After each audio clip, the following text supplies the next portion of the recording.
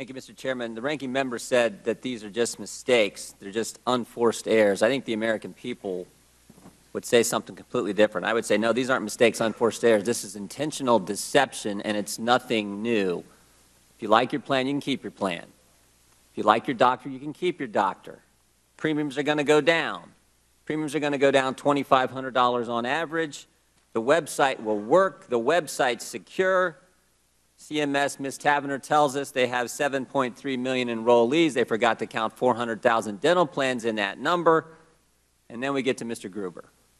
Mr. Gruber testified before Congress about Obamacare and didn't disclose that he was being paid by the Obama administration. That's deception at its highest form.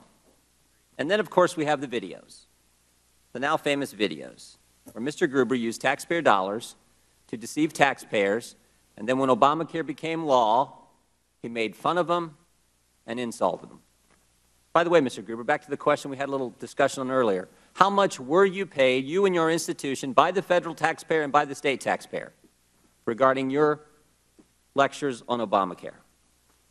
I have disclosed for the committee, as I understand from my counsel, I'm required federal payment. I'm not asking what you disclosed. I'm asking you a question. Give me a dollar amount. How much were you paid? The American taxpayer would like to know how much they paid you to deceive them and then got made fun of by the very dollars that they paid you to make fun of them. And they'd like to know that. So how much were you paid? As I said, the committee can take that up with my counsel. So you're not going to answer the question? You're under oath? We're asking you a simple question. You come to the committee, we ask a question, you're supposed to answer the question. How much were you paid by the federal taxpayer and the state taxpayer? As I said, the committee can take that up with my counsel and be happy to provide whatever. All right, I got one other question. The gentleman suspend for a moment. Keep my time I want to advise everyone that the counsel has said that they're not available to clear up the errors and omissions in the gentleman's truth filing. It does require, our form does require grants, contracts. In other words, we cover all revenue. We only received about $100,000, which is far less than the gentleman's testimony, in disclosures, which were 3 grants. As a result, the gentleman's disclosure is not complete. So I would admonish the Dr. Gruber, your choice really is answer questions fully here and then supplement, or we will seek to bring you back with the full disclosure and in order to get all the other numbers. It's really your choice. Your counsel can advise you, but we find by your own testimony, we find your submission deficient. And your counsel is ill-advised to say that it is sufficient because it only includes grants, and you have contracts, and you've admitted under oath that you have contracts. So those are not listed, and you are deficient. Again, this is our last hearing. If I don't have to recess and come back again, I would like to not have to recess and come back again. So please do not make this drag on longer. If you can give answers to the best of your recollection, and we will accept an amendment, if that's the case, an addendum at a later date. But the gentleman is entitled to have all questions to the best of your knowledge answered. You took an oath saying you would tell the truth, the whole truth, not the truth and only what your counsel says is going to be discussed. It is all questions, all answers. And if Mr. Cummings were sitting in this chair or anyone else, we could expect no less. Mr. Cummings. Mr. Chairman, I think his counsel is talking to him. Why don't we give him a second? We'll pause.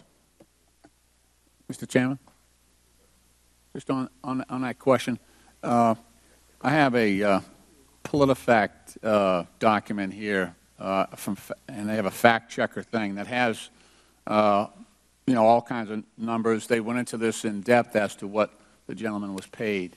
And I was wondering if we just enter this in as part of the record. We'll certainly be happy to enter in without objection. Thank you.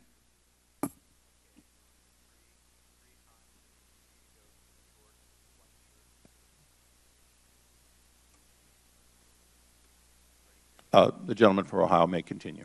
And I'd ask unanimous consent. You have an additional 30 seconds without objection. Well, I think I have a question on the table to Mr. Gruber. I'm waiting for his answer. I was informed that I should report all federal monies received through grants or contracts for this fiscal year and the previous 2 fiscal years. I did that. I've received no federal contracts. I don't care what you were informed, Mr. Gruber. I care about what I'm asking you. And what I'm asking you is how much money did the taxpayers, state or federal, pay you to have you then lie to them? That's what I want to know. Oh, over this fiscal year and the previous No, two no, fiscal no, years? no, no, total. I mean, look, this is, this has been a 5-year ordeal with this law. We want to know how much you got from the taxpayer and then made fun of him after you got the money and lied to him. I don't recall the total. Well, we want that information as quick as we can. Let me switch gears, and Mr. Gruber, in a strange way, I kind of appreciate what you said in the videos, because it seems to me for the first time someone came clean and told the truth. You told people you were actually deceiving us. So here's my one question I want to get to. Politico reported that Steve Ratner called you the man when it came to Obamacare. The Washington Post said you were the key architect of Obamacare.